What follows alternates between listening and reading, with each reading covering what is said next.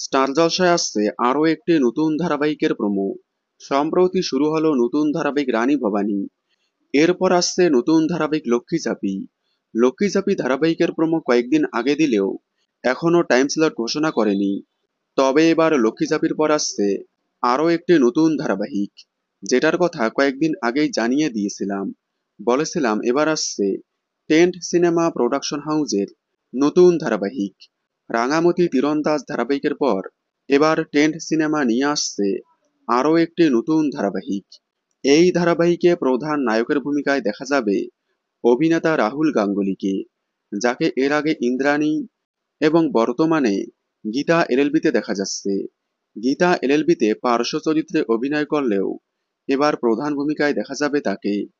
তার বিপরীতে দেখা যাবে নতুন অভিনেত্রীকে, যাকে এর আগে কোনো ধারাবাহিকে প্রধান ভূমিকায় দেখা যায়নি, পার্শ্ব চরিত্রে দেখা গিয়েছিল। টেলিপাড়ার গুঞ্জন এই ধারাবাহিকের নাম রাখা হয়েছে সাব্বাস নীলু। নায়িকার চরিত্রের নাম নীলু। খুব শীঘ্রই প্রোমো আসতে চলেছে সাব্বাস নীলু ধারাবাহিকের। আপনারা স্টার জলসার আপকামিং সাব্বাস নীলু ধারাবাহিকটি দেখার জন্য কতটা এক্সাইটেড কমেন্টে জানাবেন। বাংলা বিনোদনের এই ধরনের সকল আপডেট সবার আগে পেতে চ্যানেলটি সাবস্ক্রাইব করে পাশে থাকা বেল আইকনটি বাজিয়ে দিন। ধন্যবাদ।